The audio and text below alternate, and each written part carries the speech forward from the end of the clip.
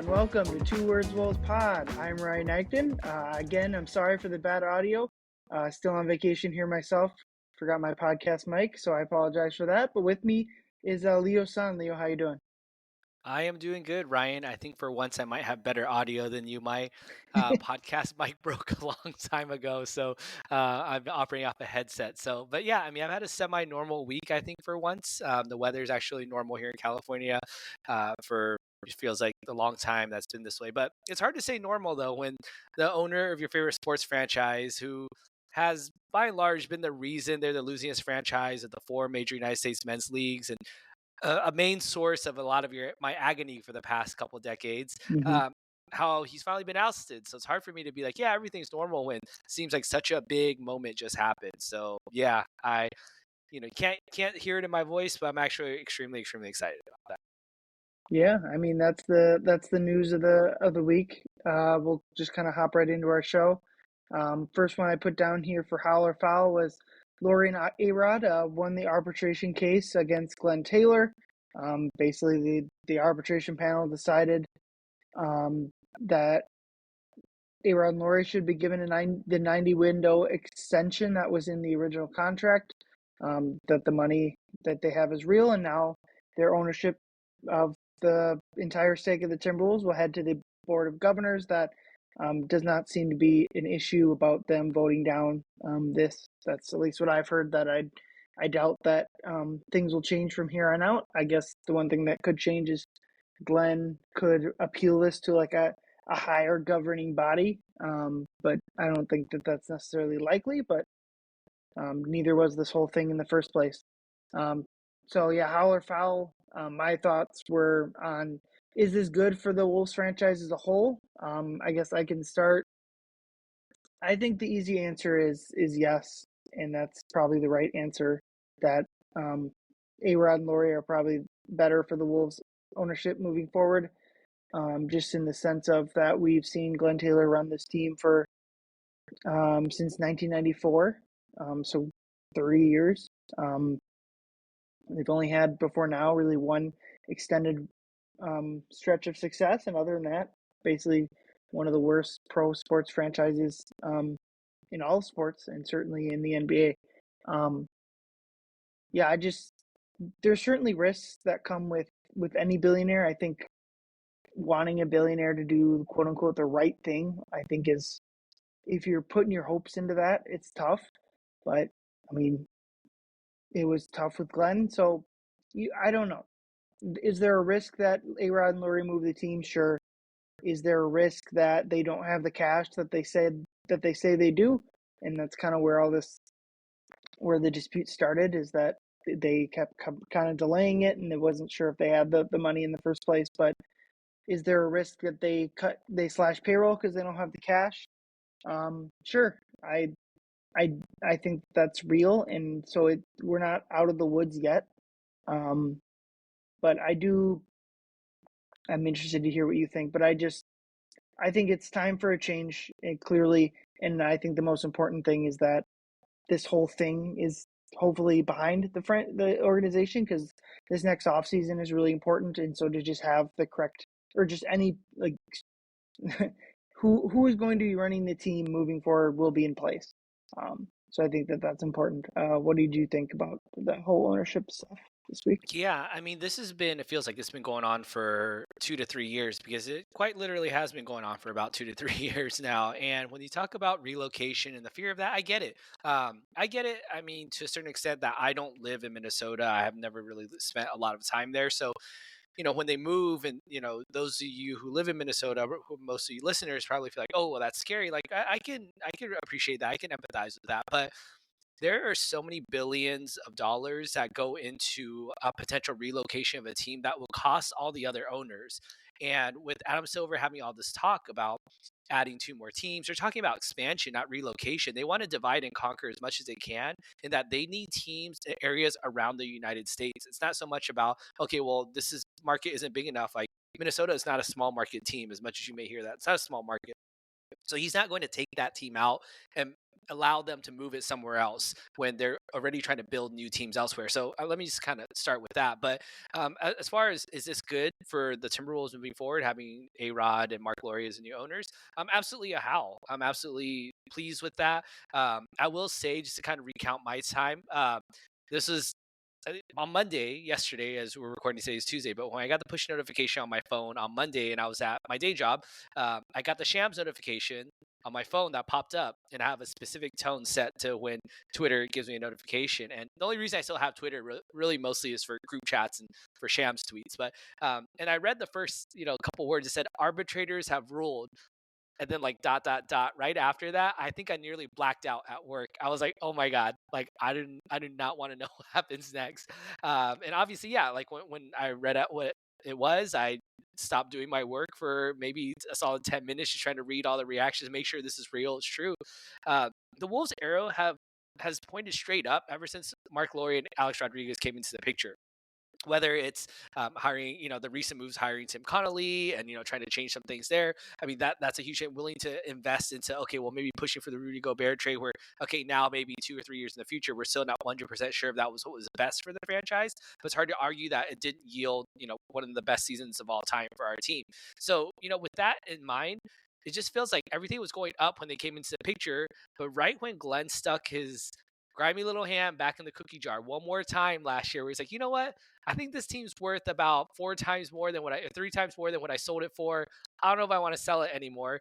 Things just started to kind of get a little bit wonky again. I mean, I wouldn't say it's exactly his fault, but it just feels a little timely where he doesn't want to sell the team. We kind of lose the number one seed at the end of the year. And you could say that the ownership battle doesn't necessarily affect the players. The players aren't worried about who's signing their check as long as I get my check, right? But it does affect the fan base a lot. And so we kind of see that, okay, we lost the first seed. The playoffs were mostly a success when we lost the conference finals, or it felt like a winnable series. And then it all culminates to that cat trade. Like, rightfully or not, I'm placing the blame on the cat trade on Glen Taylor for this, right? Okay, we won't know till maybe ever if Glen Taylor was the reason that happened, but I'm gonna blame it on him because he's on his way out. You can't say otherwise. But I will say, so overall, it's good that he's finally out of the picture. We've seen the meddling. It's been just like a circus show of making, I don't know, David Kahn or Kurt Rambis write an essay about why you shouldn't get fired, or having David Kahn make draft day trades, trading picks for cash considerations to pay for things. Like, so many weird things that we saw that happen. And so I will say, though, on the other side of the coin, I really hope that A Rod and Marc Lore give the Lynx equal prioritization as the Wolves, if not more. The Lynx had an even bigger successful season last year than the Wolves did, and they deserve a little bit more attention. They were hardly there present at any of the games. They weren't there for Sylvia Fowles' retirement 2 seasons ago, and that's a big red flag for a lot of Lynx faithful. So I know we're a Wolves-based podcast, but I really do hope they invest in women's sports as well too. Yeah, that's a good point.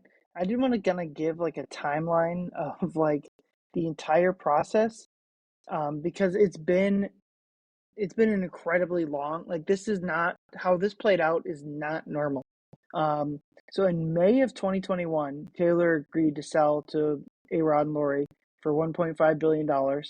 And the agreement was like to sell in bunches, or in tranches, as they call it, where they would buy 18% of the team in 2 separate sittings, in 2 separate spots. And then what should have been back in March of 2024, or really could have been like January of 2024, and Rodriguez and Lore took their option to delay that. But in March of 2024, Glenn basically took the team off the market, and the arbitrators ruled that like he didn't have the right to do that. But I bring this up to say, like, May 2021, we are 3.5 years into this whole thing. Now, it was always going to take 6 months to a year to figure it out from that point. But like, we're basically on a 2.5 years at least of extra time that these two groups have been running the team simultaneously. So I think to get that out of the way, where we now have one group running the team, even if it was Glenn, I think like that aspect of it is positive. To just have the group that is have the group that's winning, that is going to now run the team. Maybe I don't think Glenn would do this, but like, maybe it's good that this happened after the deadline, so now there's no threat of revenge or tanking of whatever. I don't think either side would ever do that in a million years, but something interesting to think about. But yeah, I think like getting this solved before, assuming that the board of governors vote happens and gets approved by the off season, I think that's especially true because those are gonna have a lot to choose. Like Randall is likely a free agent, Nas and Nikhil are free agents. Like um, there's a lot that needs to be worked out in the off season. So this probably Tim Connolly has an opt out. We've kind of always assumed that was based on the ownership situation, and now that is pointing Laurie and Arod's direction, we would assume that um, Tim Connolly will be back. But yeah, it'll still be interesting to see how this continues to play out. The big next hurdle is the stadium. Target Center is one of the worst buildings in the NBA, and these guys are going to want to either build a new stadium, tear down Target Center, and build a new facility there. I don't know. I honestly go out to the suburbs, go to a different part of Minneapolis. I don't know if XL Energy Center in St. Paul is a I don't think it's even a part-time option. Um, that's I don't think the XL Energy Center is some grand facility either. Maybe that's an option. The Wild coming in and joining the Wolves in some new venture in a new building. I have no idea.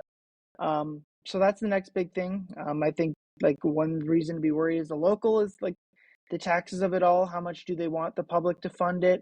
How much is it going to be funded from themselves? How much from will they sell a minority share of the team to fund it? I don't know. That's all kind of yet to be determined. Um, I'm interested to see how like the business side of the Wolves changes. I think those will probably um, see a lot of big changes as well. But I think at the very least for the rest of this season, it's going to be status quo, and maybe that'll be a good thing. Yeah, I think those are fair concerns to have, and obviously, you as a resident of Minnesota, I mean, there are those legit concerns, and we don't know what's around door number now, 2, or you could say 2 and 3 with Marc, Laurie, and Arod now. But yeah, we've seen there's been other groups of investors that have kind of come in during this last year or so. I know most notably Michael Bloomberg, not going to get into the politics of it, but he joined a group of investors that attempted to, help with the A-Rod and the Marc Lore side of, okay, look, we're trying to show we have the money for it. And I'm not saying that Michael Bloomberg's going to be playing a huge part, but when you have the 13th richest man in the world that's on your side of it, you would hope that spending money to whether it's retaining players or building a new arena, that won't be the main obstacle that's in the way is that, oh, we don't have the funds for that. So that is something that I hope will not be a talking point as we move forward. Like, oh, they're actually shedding salary and this is terrible. Because yeah, that's always possible behind door number 2 and 3 right now. But I'll put you on the spot a little bit real quick, Ryan, as we kind of wrap up the segment about ownership. And I'll answer first. But before we move forward with Marc and A-Rod, I want to ask you, what was your favorite memory of Glen Taylor's reign as the Timberwolves owner? I'll give you a couple minutes to think about it. I will say there's a couple that come to mind. One is obviously hiring Cheryl Reeve and bringing her into the fold to build the links into the most successful WNBA franchise of all time. So there's that. But I would say it was probably some of those lasagna dinners that he would always have, or Becky's famous lasagna, just bringing the teams in. Like we've made so many jokes about it, whether it's on Canis Hoopus or on social media, just about all right, well, who's gonna take over the lasagna dinners? Like, is Marc Lore gonna be bringing Wonder into the fold, the new delivery food service that cooks the food outside? Is that what they're gonna be doing to lasagna now? Who's to say? But I will miss those lasagna times there with them. I think for those of you who live in Minnesota, obviously you'll probably appreciate the fact that he kept the team there in Minnesota. So I mean, shout out for him for that. I mean, it wasn't all bad when he was here; it was just mostly bad. So I would say mine is I'm gonna miss the team dinners over lasagna before the season starts. What about you? Yeah, I mean the unironic answer is the two Game 7 victories in '04 and 2024. But maybe the funny answer is the Wiggins in the eyes before giving him uh, the extension. But you do bring up a good point with the only reason there's NBA basketball in Minnesota is Glen Taylor. Um, Back in 1994, when the team was theoretically moving to New Orleans, he was the one to buy the team and keep it here. And it's likely that if the team moves to New Orleans, the NBA doesn't really come back. And maybe maybe like in 2030, whatever, they would come back. But like, we wouldn't have had NBA basketball. Like, you wouldn't be a Wolves fan. I don't know what I'd be doing. Like, the entire fan base exists because of Glen Taylor. Obviously, I think we're all kind of excited to move on, but I think it'd also be disingenuous to not like acknowledge that he is the reason, and the Lynx too. He's been the owner of the Lynx the entire existence of the Lynx, if I'm not mistaken. Um, so yeah, it's a weird dichotomy because I also think he's ran the team poorly basically the entire time. Um, so with with everything in life, it's not as black and white as we'd like it to be. But I think this is good for the Wolves. Maybe it's not even it has the potential to be good for the Wolves, certainly, and it has potential pitfalls. But I think at the very least it saves the organization from what I viewed as if Glenn were of one to a team to be a disaster situation. Because I think likely Tim Connolly is out the door. Maybe Chris Finch is at risk if they're bringing in a new general manager. I don't know. That kind of second timeline, I don't really want to go down. I've said a bunch of this times already. There's certainly pitfalls with the new group, but at this point, it was time to move forward without Glenn. Yeah, I mean, the man is 83 going on 84 in about 2 months right now. And I'm just saying that ownership has such a huge thing. I think sometimes for maybe the casual fan or those maybe younger fans that are listening to this, ownership has a big deal. I understand that Mark Lowry and A Rod signing checks isn't necessarily like the biggest, most exciting news. But you have to look no further than less than a week or about a week ago. Dallas. The Dallas Mavericks made a seismic change to their team and their entire franchise identity, and the fans, like diehard loyal fans, that are now no longer going to support that team because of ownership, right? Even look at the Phoenix Suns, where maybe they're not in as bad of a place, but they're not that much better either. I mean, Matt Ishbia is great. He came in and he made some big changes. He picked up KD, which is great. He was willing to spend. He'll spend that money. He can sign the checks, but they kind of painted themselves into a corner as well too. He came in and he was like, all right, I'm going to pay for this. And they kind of backed him into this now almost no win situation. And last I checked, they're getting beat by the Grizzlies again, and they've lost a ton of their recent games. They have no path forward because of an over aggressive owner, right? So that's like one side of the owner you can get. They dumped Another their starting center at the deadline just to get under the apron. Exactly, right? And I think the last one I'll bring up is, with, as you like to say, my Sacramento Kings. They have Vivek Ranadive, who took over the team, a couple decades ago now, or a decade and a half ago. And when he came in, it came to much fanfare because he was like, I'm here to save the team and keep them in Sacramento. And that was a big thing. I'm going to build a new arena. Great, he did that. So he did a lot of those things that looked like they were going to be good. But look at how they've been run recently. I mean, they've basically destroyed every relationship with any major franchise cornerstone of theirs over the course of a decade and a half, basically. And so again, these are the types of owners that, again, it's very possible A-Rod and Alex Rodriguez and A-Rod. Alex Rodriguez and Mark Mm-hmm. Lowry could come in and end up being like one of those other three owners as well too. We don't know, but we do know is that Glen Taylor, 83 going 84, is not going to change the way that he's going to be doing business at this time. So we can move forward and see what happens from there. Yeah. Like thinking about the Dallas situation, there's just no way that Luka trade gets done if Mark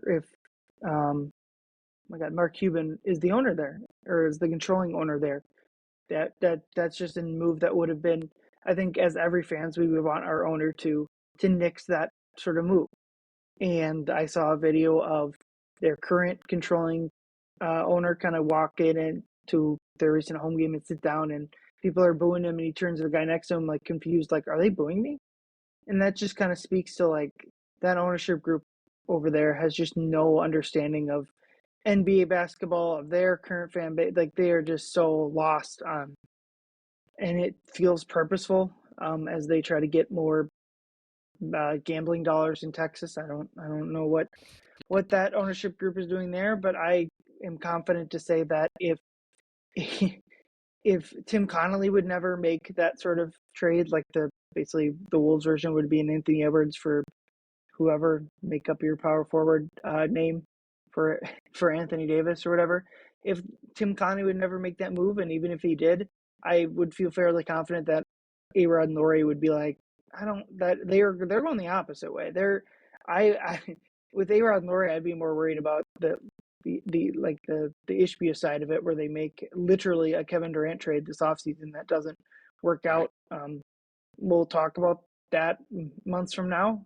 I certainly think that a Durant trade is something that they'll look at, and I guess we'll talk about if that's something that makes sense. Because certainly Jaden, you'd imagine, would be going out the door in that, among other stuff. But moving on from the ownership situation, just because I think it's more important to talk about the team than the owners, because that's why we're a fan of the team. But certainly a big news this week, and glad to kind of have that monkey off our backs. But next topic: the Wolves, after getting shellacked by the Cleveland Cavaliers, certainly could point to injuries or just shots not falling. They had the fifth longest drought to start a game in the play-by-play tracking era without a point, so that's fun. I honestly haven't really watched the second half. I don't, unless I'm missing something, Leo. I'm not sure. I have to really go back and watch the second half of that Cleveland game. But the Wolves are now 0-7 against the top four teams in the NBA. They are 12-5 against the next 8 teams. So I kind of tweeted it out. I feel like that stat is kind of indicative of what this team is. They are a step below kind of the championship contender, the top tier teams in the league.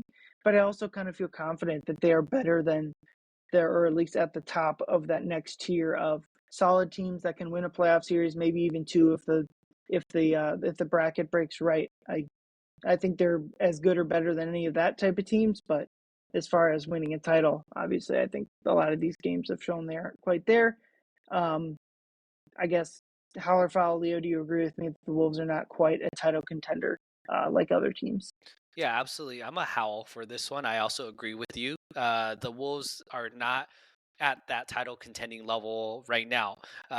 It's not that I would say necessarily that they're worse than those tier teams at the top, but they certainly aren't better. Those other teams are better than the Wolves, right? So it's not even for the lack of, oh, the Wolves are just like too bad to be up there. It's that other teams are so good. Like you look how the Cavs play, you look how the Thunder play, even the Celtics. I mean, those three teams really at the top are just playing some. This is some of the best basketball, especially offensively, that we've seen in the history of the NBA. I know every year we keep raising that ceiling and we keep pushing it further and further, but they're really pushing that limit right now. So they're playing great, and so you can't even be upset that the Wolves aren't at that level. You know, could you be maybe a little bit disappointed had they not made any changes, ran it back, and couldn't get to that level? Maybe, but we're at where we're at. So, I think when we traded Cat, that immediately put a finals run back into question, or a conference finals run at the very least into question, because there's so many things that we still need to figure out. How's Randall going to fit? How's Dante going to fit? And then now they're both injured. So now we don't know. So I think for this year, trying to figure out what you have and where their holes are going into the summer will be important. So I think it's not the most disappointing thing to me, but I think it is pretty clear to me that they are not in that title contending tier. What about you, Ryan? Yeah, I agree. I just don't.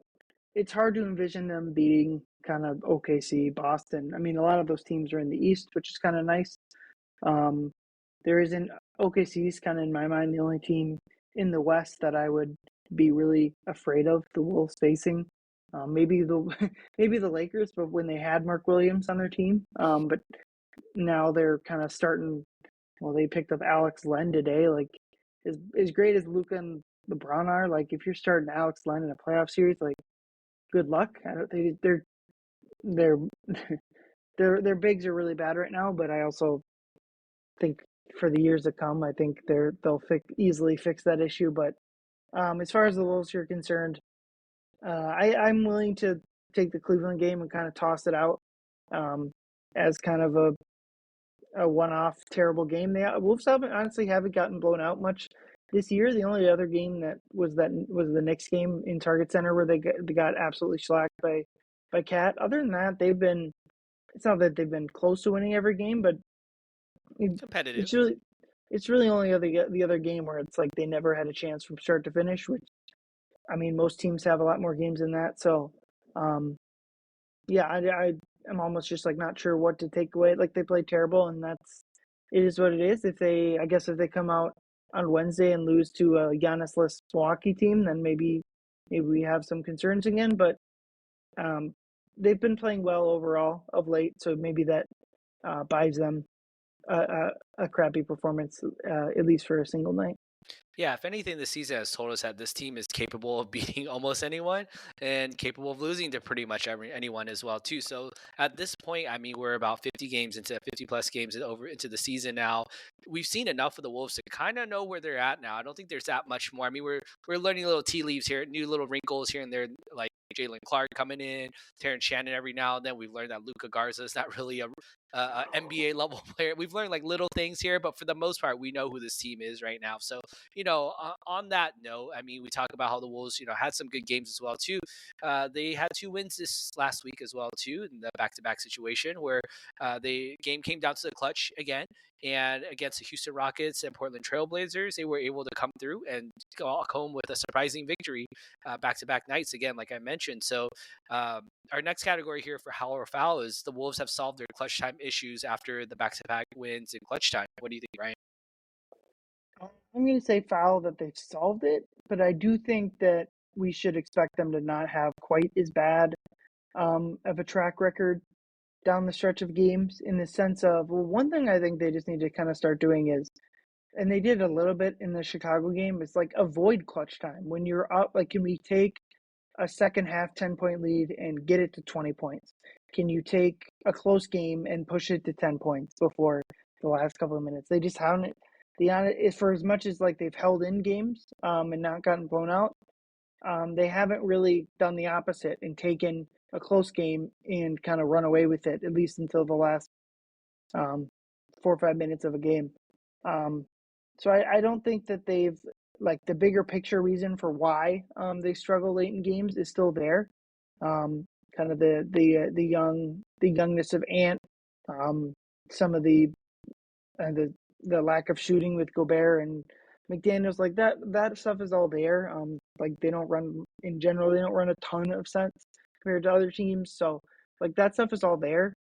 So they still need to work some of that out. But I would expect them to not like the last couple minutes of the hole be a black hole. Um, I do expect that to kind of go away. What do you think? I'm with you on this one too. So in lockstep, I think that's a foul as well too. I don't believe the Wolves have solved their clutch time issues. Never get solved this quickly, but I am seeing the progress, especially with the trust and the ball movement, like you mentioned. It feels like part of that trust and ball movement that's been happening a lot in the clutch. To me, it feels as more to do with personnel more than an active game plan by them. I mean, you have Naz Reid, you have Nikhil Alexander Walker, you have Jalen Clark, and they're all really great with their point five mentality. If they're open, they're going to shoot it. If there's a hard closeout on them, they're going to drive it. Is there a good to great, opportunity for them? They're going to pass it, right? And so with those three players, when you have them out there, you're not going to hold the ball as much. Now, this is leading to better looks, which is great, but will it sustain when Julius Randle or Dante or even Mike come back to the lineup? Maybe. We'll see. Hopefully they're watching from the bench and seeing like, okay, well, this is the way. This is the way in the clutch that you have to go ahead, share the ball, keep moving it. We don't need to like bog it down every time and get Ant off the ball, get him off the catch and shoots. I mean, he's so great at that. So I do think there is progress on that now. As I mentioned, again, preface it what I said at the beginning of this topic was that the Wolves have shown the ability to just completely forget how to play the basketball that wins them so many games. And they'll go back to playing this weird, like, okay, well, we don't know how to defend, and we're just going to feed it to Ant, who's going to take these bad hero ball shots until someone else decides, you know what, I'm tired of watching him shoot. Now I'm going to shoot. So, sustainability has really been a tough part of the season for the Wolves. Yep, I agree. And they kind of got the All-Star break here after Thursday's game. So that'll be good for them. They've had an incredible stretch of games back to back to back here, and they got one more back to back. But the schedule really lightens up just as far as games played and rest and all that. Really does lighten up after the All-Star break, and they get a full week off, and especially with Mike going through this finger thing, and then obviously Julius and Dante have been hurt for a week or two. Um, I think the All-Star break is coming at as good of a time as any as you could want. Yeah, next topic. Jalen Clark has continued to play really well. So like speaking of potentially getting guys back, I kind of have the feeling Mike won't play here before the All-Star break, and then Julius and Dante certainly won't. But I think Julius could be a guy they see get back after the All-Star break, and you'd really hope Mike as well. But when those guys get healthy, especially Dante DiVincenzo in like late March, early April, late April, early March. Should Jalen Clark kind of remain in the rotation? And for me, I think yes. I think he should. It kind of will go back to that idea of they have like 8 starting caliber players, so the minutes will be tough there. But at minimum, I think he should be getting those token Minot Ingles minutes from earlier in the year. But I really think that like even if it costs them games or a game or two here and there, like getting good Jalen Clark minutes consistently, I think will still be important. And obviously, it's not like they're going to be completely healthy all year. And then like Dillingham to me has been struggling a bit of late, and I still think like Dillingham, even again if it isn't the best on-court immediate move, I still think Dillingham, even when everyone's healthy, should be getting minutes too, because I just think like they're just so invaluable for those young guys. But what do you think on Jalen Clark's minutes? Should he, if in a healthy Rolls team, should he still be in the rotation? Yeah, I would say that I'm 100% in on Jalen Clark getting more minutes, even as everyone comes back from injury. Now, I will say this: you mentioned Josh Minot and Joe Ingles. First of all, shout out Joe Ingles. He has been called upon to play Mm-hmm. minutes unexpectedly, and he has been doing as good as you can ask someone at his age and basketball ability to do. He has great chemistry with Rudy. I mean, he plays like the guy that you would see at the YMCA. That's just, you could tell that he was a hooper back in his day, and he was probably better than everyone had it been 10 years ago. So you still kind of see that he's jawing at other players. He's pulling guys down. He's doing all these like crazy stuff. So shout out Joe Ingles. And but Josh Minot, I mean, he's squarely in the doghouse right now with Finch. Mm-hmm. He's not getting minutes even in these like blowout games, or if not at the very, very end of games, he's not getting any meaningful minutes. And I was scrolling through Instagram earlier, and I saw him post on his story, and it's a picture of him like from his dashboard. He's driving, and he has the captions, "Be about your word. That lying shit not cool. Stay in school." So I don't know if those are lyrics from something, but it doesn't sound like he's too happy about kind of how things are going. Maybe he's going through something. Maybe he's a big Glen Taylor fan. I don't know. But whatever the fact is, Josh Minot, again, had high expectations for him. Hopefully something changes where he can bounce back. He's still really young, and he is still on contract. So anyways, back to Jalen Clark. I'm a huge believer in him ever since the day that we drafted him. I did a little bit more digging back then on that draft night about what kind of player that he was at UCLA. And it's really come to fruition. He's everything as advertised. We've talked about it before. I think, if there's Anthony on one hand, in one bowl, you have Anthony Edwards and Julius Randle. You have that type of player. Then on the other bowl, this other bowl on the other hand, you have Jaden McDaniels and Nas Reed in another bowl. Clark would very obviously fit in that McDaniels and Nas bowl, in that quick pace player that fits what Finch wants him to do. Like I said earlier, that 0.5 mentality, catch it and then do what I need to do and just move on with it. And I'll say this also about Jalen Clark is that he's one of the last remnants of the Ricky Rubio trade when we traded him for Taurean Prince. When we traded Taurean Prince, he was broken down to Josh Minot and a future first round pick. And then that future first round pick became Bryce McGowan's, who's actually going to be in the G League Rising Stars game. But the rights to Bryce McGowan's was swapped for Jalen Clark. Also, I think it was for Josh Minot, who became Josh Minot plus Jalen Clark the year later. So all that to say, as Canis Hoopus readers would know, we used to say this about players that played or connected Ricky Rubio. He's got that unicorn dust on him. So we must protect Jalen Clark at all times, because Minot struggling, but then Jalen Clark is kind of that found money that we've gotten. I feel that with Rob's lack of development that we feel like we were hoping we'd see by now, it's probably coming with a lack of playing time. What we're missing in him, we're kind of getting in Jalen Clark in terms of meaningful minutes and contributions. Obviously, they're two very different players, but they're both rookies right now, and they're contributing at varying amounts. And so I think, Jalen Clark has been great, and I really, really hope he continues to stay in that lineup. And Finch has shown that he's trusted him. He's come off the bench, maybe the 7th or 8th man right now throughout injuries. So, well, thinking about like your Ricky Rubio dust point, I do like so much of this Wolves roster is like connected to like, I guess it's just Mike and Nob, but it's connected to the original Kevin Love trade. So I just imagine like like saying Mike Conley has Andrew Wiggins dust is kind of is funny to me. But though I just going back to like the trade deadline, it is kind of cool to see Kevin Love and Andrew Wiggins on the same team. That's kind of like an interesting NBA tidbit where they were traded for each other 10 years ago, and now they're on the Heat, LeBron's former franchise, which was kind of the reason Kevin Love went to Cleveland in the first place. And then the person that Wiggs was traded for was Jimmy going to Golden State, which is again another Wolves. We thought the Levine and Jordan McLaughlin trade had Wolves implications. Well, the the the Jimmy for Kyle Anderson and Wiggs kind of outdid that one. Ryan, we're Just a just bit. we're in a simulation, man. We're in a simulation. That's all that can be said. Well, good luck to Golden State with that version of their simulation. We can share our Jimmy Butler thoughts for another day, I guess. Moving on to the Apex Alpha version of the show. Who is the leader of the pack this week? I'm just going to go simple. Anthony Edwards has been unbelievably good. 3 straight 40-point games from him.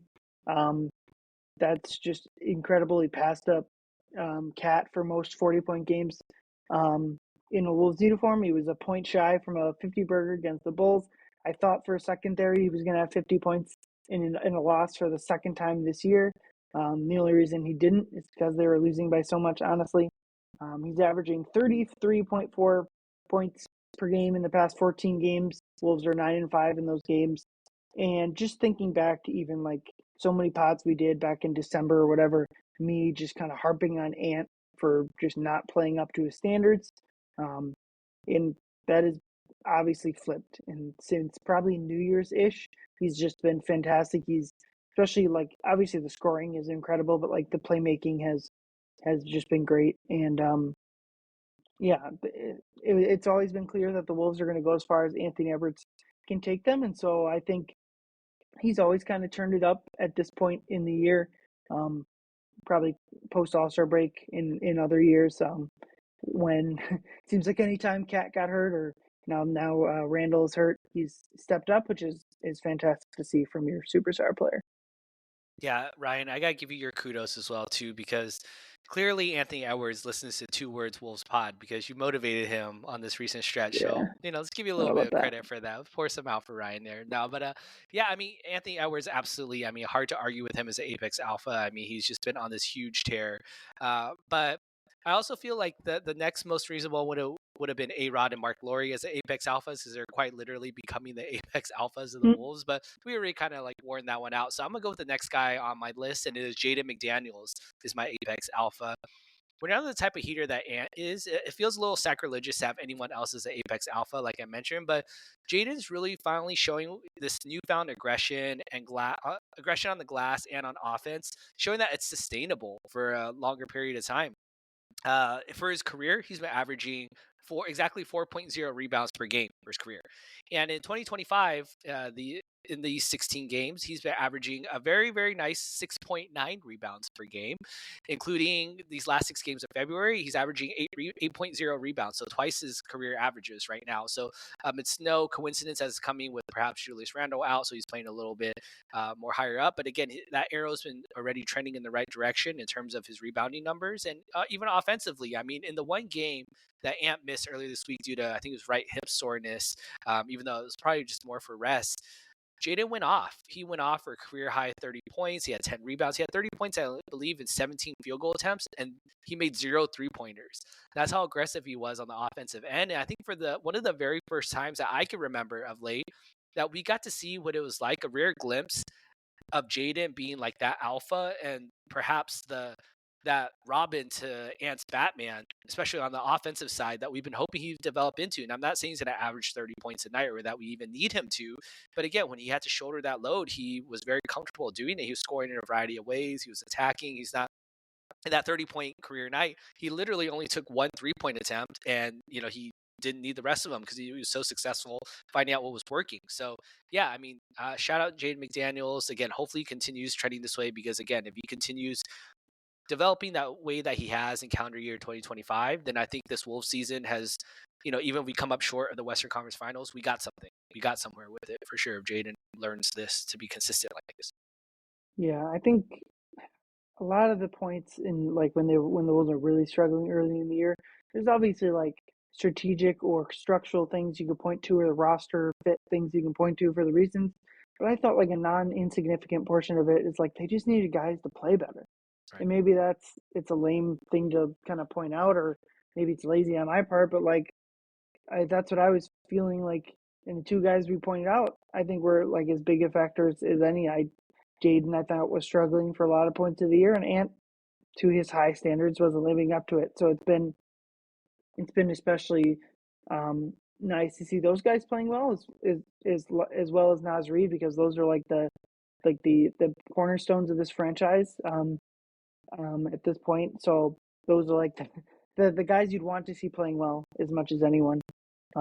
So yeah, especially when Ant's been hurt or sick, those guys have especially stepped up. So it makes you kind of think, if they are given a more leash next year, will they be able to, like they have recently, kind of take the increased touches? But we'll move on to, who do the Wolves make their prey this week for you, Leo?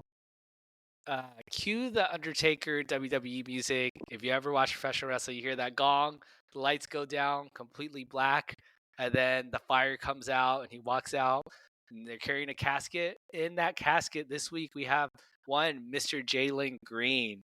Jalen Green. In the Houston Rockets game, I'm sad to say we had to say goodbye to Jalen Green. He very clearly did not watch any Wolves Summer League, Las Vegas Summer League highlights, because Terrence Shannon Jr. absolutely detonated and I say this in honor of Alex Rodriguez's vocabulary and with all due respect to my Asian brothers, TJ detonated a nuclear bomb off the catch. He went up with one hand right off the catch as I think it was Shengun or someone that came doubling from the strong side corner. And as soon as Ant lobbed it over to TJ, before the ball even hit his hands, he was leaving his feet to go up for that dunk. And Jalen Green was like, "Oh, okay, well, let me try and jump with them." And you do not jump with TJ Shannon once he hits his right foot, and he went up and he slammed that down with his left hand. It was a huge dunk. I'm surprised it didn't get a little bit more traction out there. I didn't really see it that much in like the top plays or trending in shorts or anything like that. But yeah, TJ Shannon absolutely baptized Jalen Green. So rest in peace, Jalen Green, my AAPI brother. You'll be missed. Yeah, that defense on that play was not great. You mentioned doubling from the strong side corner. Well, you don't double from the strong side corner. That's like the whole point, because it that play is an exact example of why you don't really do that, because all Ant has to do is make a simple pass to the wide open person in the corner who has just a gaping hole to the lane. And even if like the low man comes and actually like rotates over on time, well, then it's just a corner three on the other side of the court and an easy pass at that. So maybe that's why it didn't circulate, because people, the basketball purists, didn't let it, based on the defense on that play. But I agree with you. I remember when that happened, I let out an audible, ooh. That Yeah, was a Ant lobbed that pass like it was a men's adult league slow pitch softball like game. He just lobbed that thing over like the slowest way possible, and yet the way the Rockets defended that was just so poor that it allowed TJ to get off for that. So it was a wild play for multiple reasons for sure. But yeah, Ryan, who was your play of the week for this last week? I'm going to go from that same Rockets game, Dylan Brooks. Ant and Brooks clearly have some sort of rivalry. Ant, after the game, kind of said he likes the competitive spirit of the guy, but some of the dirty or the weird plays he makes, not a fan of. Which we kind of saw that in the game, where it seemed like Brooks was trying to get under his skin. He was guarding him the same way. I think it's Jalen Wells was the player for Memphis, where they face guarding him, and basically instead of that taking it out of the game, it just made it easier for him to get to the rim, and they just kind of like Jayden Green, not with the dunks, but just scoring from every point in the game, just absolutely detonating on Dylan Brooks. So that's been fun, obviously, from that Memphis series all those years ago. Dylan Brooks was a factor in that, and so it was good for Ant to kind of put him in his place again. I guess kind of similar to the Olympics, where the U.S. got gold and the Canadians did not. Yeah, Dylan Brooks continues on this thing where he's obviously made it into his identity, right? I'm the tough guy. I'm gonna kind of smack you around. I'm gonna try and push you around. I'm gonna bully you around. But we all knew that. Wolves fans watching the game knew like Ant is not the one. Like that is not the one you go at. I mean, you can go try and piss off Jaden McDaniels. You can try and go piss off Nas Reed, like Jock Well, they Landale did that did. too. They Yeah, did right. try to. It's like you can try and piss off Rudy Gobert. I mean, that's a way better target. I mean, he'll lose his cool like that. But Ant is not the one. And Dylan Brooks, for some reason, tried him. He tried him, and you could it's hard to say that he's the reason they lost. But I mean, Ant said it, like, as soon as he started all that cheap stuff, like fatigue was out the window for Ant. Like fatigue was out, and he kind of hit another win. And you would hate that. That's what it takes to get Ant going. But I mean, let that be a warning to like your Draymond Greens out there that this has happened before. It's like don't trash talk Ant. Like that's not the one. Yeah, I agree.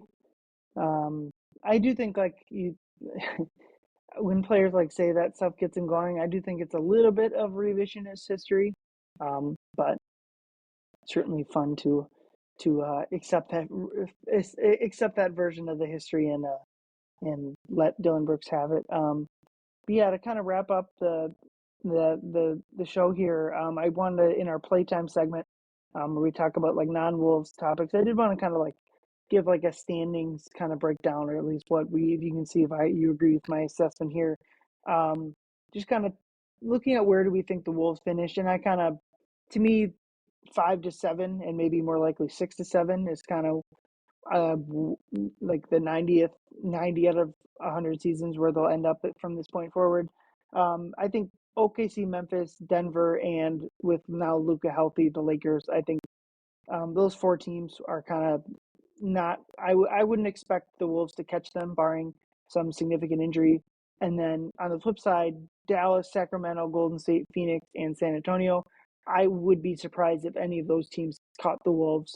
I mean, Dallas is just, we've kind of already talked, with 80 hurt. Now Gafford's hurt, Lively's hurt. Like, they are just down everything. Honestly, like, the team that might have the best shot is Sacramento, just because I don't even think they lost that much in the losing Fox, at least like in a short-term sense, getting Levine back. So I think, honestly, Sacramento might be like top of that. Like, I mean, and the reason I think they can't catch, it's not they can't, but like I don't expect them to, is just like it doesn't sound like, but like a 2-game buffer that they have on all these teams is like relatively significant, especially when like the Wolves have the easiest schedule remaining in the Western Conference. They have an easy, even split of home and road games.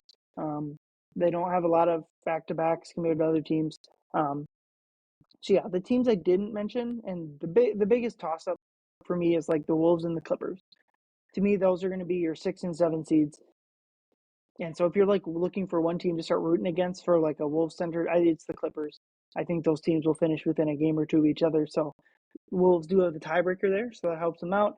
And then I think the Rockets certainly are likely to finish ahead of the Wolves, but I think that of the teams ahead of them, I think that'd be like one team that just hasn't been playing well very recently, and the Wolves have, as it stands now, the tiebreaker. So maybe that's possible. But yeah, I would say the goal is the 6 seed. You're avoiding the OKC side of the bracket, and this, while getting in the playoffs as the 7 seed is fine. I don't think you want to be in the play-in tournament where you're a game away from like staring down Wemby in the like an OKC matchup or something. So yeah, do you agree with my assessment of kind of the rest of the West standings, or was there a team that I am either overplaying or downplaying? I think that's absolutely fair. I think that's a very realistic look at the standings. I agree with most of your points. I personally, for me, I think they also land at sixth as well too, with a more than realistic chance that they could potentially climb to fifth if all the kind of crumbles break their way as well too. So, I think the injuries to Julius Randle, especially to Dante, have really limited and capped their upside in terms of maybe even getting past that, like going on a huge run later on in the season. You talked about their average travel schedule or the balance of it. I mean, one would hope the way the season's been going that the Wolves have more road games than they have home games upcoming because they've been playing much better on the road. But yeah, I mean, I think the Lakers is a team that will slow down more than I think others believe they will. The optics of it looks great. LeBron looks rejuvenated, obviously with being able to play next to Luca now. They don't have any bigs. They don't have any bigs, right? So I think that's a huge thing. I mean, I love Jared Vanderbilt, but we've watched him having to try and guard bigger players, and that's not going to go well. But I will say they've won 12 of their last 14 games, which looks great. But of those 12 wins, 2, maybe 3 were quote like impressive games. Those 2 games were against the Celtics and the Knicks, and I mean those are great. I mean I'll give them all the credit for that. But the third game might have been against the Pacers last Saturday. They were resting LeBron. AD was already traded. Doncic wasn't ready to play yet, so they beat the Pacers there on Saturday. But still the Pacers. But the rest of the teams that they beat out of those remaining 9 games or whatever, I took a look back on it. It was they beat the Miami Heat. They beat the Brooklyn Nets. They beat the Washington Wizards twice. They beat the Golden State Warriors twice. They beat the Charlotte Hornets. I mean, these are teams that like are not. And they just beat the Jazz recently as well too, who are actively tanking. So these are not necessarily the most impressive wins by them. So I do think that they will slow down once their schedule kind of ramps up in competition. So that doesn't mean that I think Minnesota will pass them, but I wouldn't be surprised if the Lakers kind of fall a little bit closer to that fifth and sixth seed as well too. So as far as the Clippers go, I mean, we've seen them kind of battle them pretty well. The Wolves have matched up well with them so far. Ben Simmons, I mean, he is not saving the rapidly aging Clippers, no offense. And the Rockets seem to have kind of turned back into the pumpkins that they were earlier, last year, where they're still aggressive and they're still playing relatively well. They'll play playoff basketball, but they're not quite that third seed, that second, third seed that they were for a long time. So I think they're kind of coming back down to earth. So the Rockets are very realistically a chance, a team we can pass as well, too. Like you said, there's an outside shot of that. So for me, the only clear path higher seeds is, as you mentioned, your OKC, your Memphis Grizzlies, and your Denver Nuggets. So again, I'm not saying the Wolves will climb all the way to fourth. That's very unlikely to happen. But I see fifth is a lot more realistic than some may think.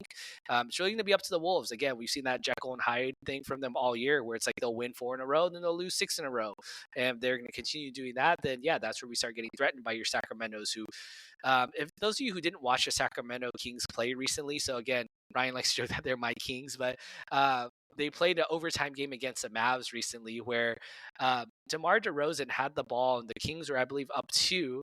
And all he had to do was hold the ball. There was less than 20 seconds left in the game, but he goes as a break a press and he goes for this layup and he throws the ball through the rim, but from the bottom of it. And they call a violation on that because you can't throw the ball through the rim from underneath. And so the Mavericks get the ball back and they draw up a beautiful play. They get Klay Thompson wide open 3, who's like their worst nightmare, drains a 3, and all of a sudden the Kings are down 1 with like 10 seconds left. And like the most rapid turnaround before DeMar totally redeems himself by hitting this really awkward step through floater. And that was the game. So the Kings are like hanging in there by a thread. Their fan base is, like I mentioned earlier, not that far behind how the Suns fan base and the Dallas Mavericks fan base is feeling about how their team is going the direction of it, because they might try and threaten the Wolves for the 6th seed, but even after this year, they do not have a clear direction moving forward. So it's a little bit tough for them.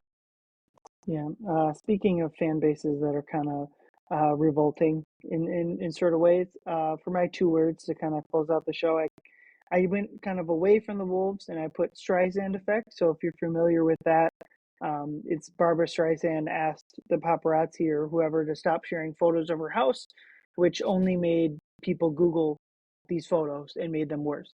So in her attempt to limit the photos of her home, she made it way worse than it ever was going to be. And the whole situation in Dallas since the Luka trade has reminded me of that. I thought their GM had a pretty brutal press conference from a fan point of view after that trade. And then what's happened in the past couple home games for Dallas since then, I think has been pretty poor job of limiting whatever damage. You felt, like I mentioned, their governor talked not realizing that the fans were so frustrated or whatever. And they were removing protesting fans and like kicking them out, to the point of one of the fans only mouth fire Nico on the Jumbotron. And by the way, they weren't showing fans on the Jumbotron for this exact reason until this happened. And they removed it. Like, I just think you're doing such a disservice to, like, all that's going to do is draw attention to the fact that you're trying to hide this. If you just let the fans be mad, I mean, I guess if they have signs, yeah, you ask them to confiscate the signs, and if they aren't willing to do that, then they can leave, sure. But like, as far as people saying stuff that isn't derogatory, that doesn't break their the NBA's rules, I just think you're so much better off just leaving those people alone. If you believe in this trade, like you said you did, then you have no, like, they're, in your point of view, they're going to be happy with you down the road. So I think their strides and affect themselves, and they're making the frustration of the fans even worse by playing North Korean dictator in their arena. Yeah, their management and ownership group is in no surprise connected to, I won't go into a rant about this, but to our current government as well too, and the type of way that they're conducting themselves. And so is only going to make it worse for them. The thing is that this is a pro sports team where there could be real repercussions from this. Now I will say James Dolan is probably like sitting in his chair like, yeah, there you go, that's the way to do it, because this is from the old New York Knicks, school of management of team ownership here, where it's just you say anything bad about them, you're not coming, you're banned, right? And so I feel bad because the most beloved Dallas Maverick player of all time is Dirk Nowitzki, right? Fans love him, front office loves him, ownership in theory should love him. And then you have Dirk Nowitzki attending in LA the debut of Luka Doncic playing for the Lakers. Now, I don't know if Dirk was there on a business conference. He happened to be in LA, like, oh, you know what? Why don't I catch this? But him attending that game, if that's not a statement that I do not know what that is. Because that would be like if Kevin Garnett attended, I don't know, if we traded like Ant's first game in Dallas, Hmm. playing against the Timberwolves. Like it was just so like obvious that no one is happy with this, and ownership is, they're continuing to trash Luca about it. They're continuing to instead of saying, you know what, like, let's just maybe be quiet, let the fans get it out of their system. They're continuing to try and silence them, and it's making it worse. They're trying to paint themselves better, and like you said, it's just making it all the worse. Yeah, So yeah, I think it's super unfortunate that AD got hurt because I think I sure, said this after I like their team. They're a theoretically healthy team with Kyrie and the two bigs, and you saw it in that first game where they were just like their size was dominating that game. So like I am like impressed with their team. I obviously just think their ceiling is so much lower both now and in the future, but I think they've like ruined that franchise. yeah. I think it's like that bad. Like you've ruined your fan base. I don't see the path. Like people keep talking about them like, oh, this roster is like a championship contender. I'm like, no, no, it's not. They didn't. They had Luka Doncic, and now they don't. Like they still can win games, but like they are not. Like I don't know why people like are buying into their like version of this, where like oh there's this way that they get it, like they made their team worse now and in the future. Like we don't have to pretend like by their version of the story that they think this improves their team. I just think they're wrong, and it's okay to say that they're wrong. Yeah, right. I mean, even the most insane, irrational dictatorships will still have their following and fans, as we've seen. And it's unfortunate that the Dallas Mavericks have kind of fallen into this point, and then there are people that are buying into this propaganda that they're pushing. And so, again, like you said, I don't think they have a terrible team, but it's when AD went down. I mean, yes, it sucks, but gee, I wonder who could have seen this coming. It's one of those things where you keep talking all this shit about, oh well, Luca's not in good shape, but we need someone that's committed to being in good shape for the long run. And it's not that AD's not in shape, but he is also not the picture of durability, and we saw that in game one. And so it is one of those very unfortunate, but kind of like you know timely situations. That's like, hey, well, that's what you get. Talk shit, get hit, right? So it's tough. Yeah. Yeah. So What are for your my 2 words? yeah, my 2 words, I'm gonna shift it back into Wolves land for a little bit. My 2 words are none other than jersey number 21 from Farragut Academy. Kevin Garnett is my 2 words, because one of the first things that popped into my mind after the ownership settlement, kind of came down, is that what will this do for KG's relationship with the Minnesota Timberwolves? Obviously, there are videos out there, great videos done by SB Nation about Kevin Garnett's beef with the Minnesota Timberwolves, specifically against Glen Taylor. And you'd imagine that a superstar athlete in KG's era, such as Alex Rodriguez, would be able to reach him. Coupled with Mark Laurie, who's a billionaire who has a knack for bringing in money and getting people bought into things, would be able to understand that, okay, we bring Kevin Garnett into the fold, like this will be great. I'm not saying he has to be assistant coach, I'm not saying he has to have a job in the front office, but just bring him back to the game, bring him into the arena a couple times a year, and let's work up towards a jersey retirement. And even on Instagram, they posted on this day, I think it was 13 years, or sorry, however many years ago, Stephon Marbury was debuting the black tree jerseys for the Timberwolves. It said on this day, it was like 1998 or whatever. Hmm. And someone commented underneath, like, oh my God, like, please bring this back, whatever. And they commented a reply with the eyes emoji.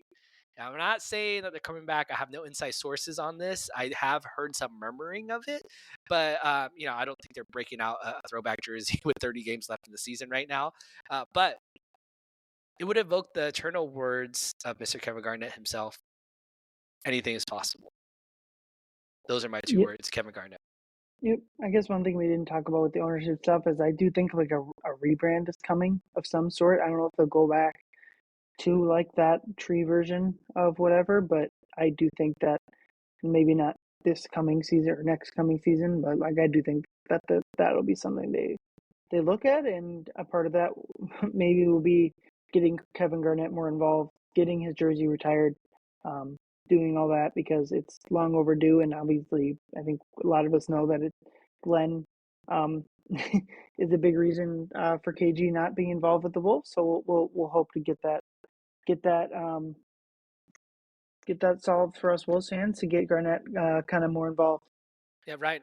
If you had to count by dozens, how many dozens of tears do you think he will shed when Kevin Garnett walks into Target Center and the spotlight hits him and he's donning a black tree jersey as they unveil the new rebrand that's using somewhat of the remix jersey as the Wolves are taking on the Denver Nuggets in a Western Conference Finals rematch again of 20. And I'm saying this as if they made the conference finals against the Nuggets this year, and they do that next year. I mean, I would say about probably 6 dozen tears for me would probably come down my face.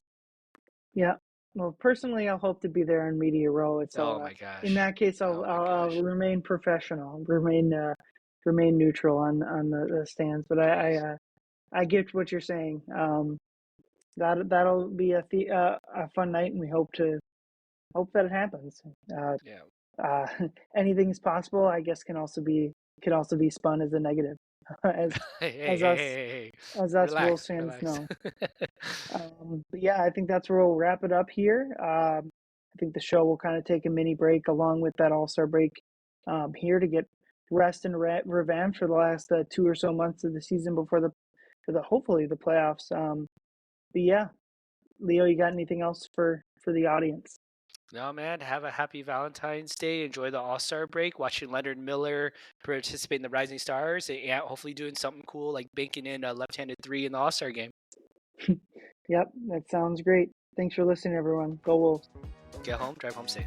Ayoo!